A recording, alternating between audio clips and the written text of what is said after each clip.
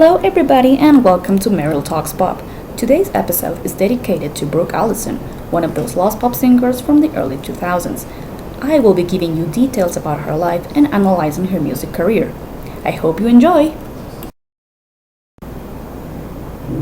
Born in Fort Worth, Texas on September 26, 1986, Brooke Allison Adams is a pop singer who began her career at a very young age.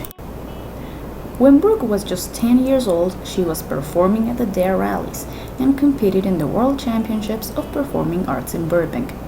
After uploading some songs on the internet and getting in touch with the one and only Michael Jackson, who introduced her to some music executives, Brooke signed her first record deal with 2K Sounds, a division of Virgin Records. In fact, I just met one of my idols, Michael Jackson. Get out. Came to see me a couple of days ago. Drove an hour to come see me. My producers, Michael, Blakey, Elton Hahi, and Robert Palmer, they're the ones who are kind of, bringing me into the music business. They're giving me my big break. I used to just go out and just sing. Once you get up on the stage, you're a totally different person, and it's great. Her debut and self-titled album was released on June 19, 2001. The album failed to enter any charts and had very low sales, despite the promotion on different TV shows, malls, schools, and touring alone 98 Degrees on the Revelation Tour. The album contained the single "The Kiss of Goodbye," a bubblegum pop song where Brooke was saying goodbye to her boyfriend through AOL, since he didn't care about her love and only wasted her time. The song had an accompanying music video where we could see Brooke dancing to the song on a futuristic set.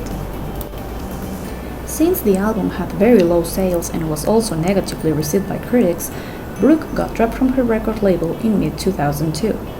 That same year, Brooke recorded 4 songs for the original motion picture soundtrack of Cinderella 2, Dreams Come True, and Disney's Princess Favorites, all produced by Grammy Award-nominated record producer Michael Blakey. Even though Brooke wanted to record a more pop-rock-oriented album, it never materialized, and so she had a small hiatus from the music business. It was in 2008 that she successfully auditioned to become a member of a new girl group called the Beach Girl 5, along with Mandy, Laura, Dominic, and Noreen. The group, which was managed by Kris Jenner, toured in Europe and the US. They were opening for headliners Justin Bieber and Selena Gomez at the PopCon in New York, and their music was featured in the shows The Hills and Keeping Up with the Kardashians. After releasing the singles Scratch, Unbreakable, and Lay a Little Sunshine, the group disbanded and the girls went on to have independent careers. As for Brooke, she remained in the music business and even ventured into acting. In 2016, Brooke joined Amira, an electronic trio where she was the lead singer. Amira released their self-titled EP in 2017 and toured several parts of the United States. Unfortunately, in 2018, Brooke suffered 2 cardiac arrests that resulted in a diffuse brain injury due to lack of oxygen and fell into coma. Her family set up a GoFundMe to raise money for her care. Her mother, Jamie, kept some updates on her condition from the GoFundMe website, but there has been no news since 2019. We are keeping Brooke in our prayers, and I will leave you the link in the description box to the recovery fund in case you'd like to donate something for her. After giving you an update on Brooke and talking a little about her music career, it's time to analyze her debut studio album and pop career. When she was asked about her album, she said, "Well, it's so crazy, in a good way, because the album has so many musical styles. I mean, we've got some pop, R&B, and ballads, but my main style is probably pop." And she was right. You could find many musical styles, but bubblegum pop is the one that stands the most. The album begins with "The Kiss of Goodbye," which, like I told you before, is a teen pop song with danceable rhythms and futuristic sounds. I think it was a great idea to release this song as a first single. It had everything to become a huge hit, but competition was tough back then when it came to pop female singers. Britney and Christina were at the peak of their career, and there was a huge wave of upcoming singers. The bubblegum pop market was full of options, but none of those singers actually made it big like Britney or Christina, and are now considered lost pop singers. Unfortunately, Brooke was part of that wave, and so her chance to become a major pop star was pretty much impossible. Besides, back in the day, album sales meant everything, and there was no Spotify or other digital platforms to make a bigger promotion.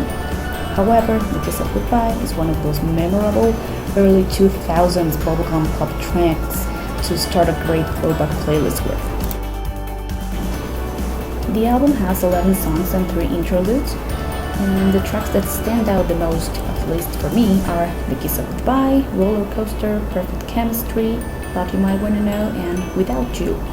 These songs have catchy lyrics, danceable rhythms, and funky beats that perfectly represent that 2001 bubblegum sound.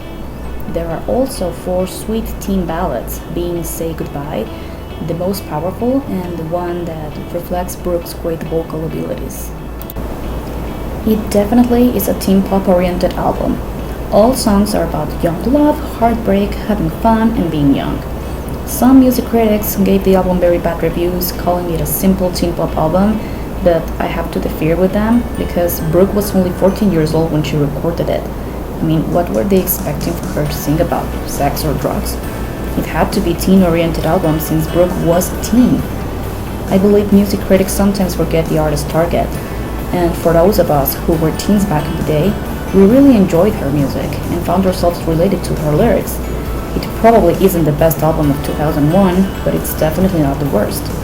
It's just well-oriented, and I believe that those of us who played it back then did enjoy it and have good memories of it. I hope you guys enjoyed this video. Please leave me your comments, and I will leave you some links in the description box to Brooke's videos and her music, which is now available on digital platforms, as well as a link to the GoFundMe in case you'd like to donate something to her family and learn more about Brooke's condition. Thank you so much for watching. Please subscribe and leave me your thumbs up. Bye bye.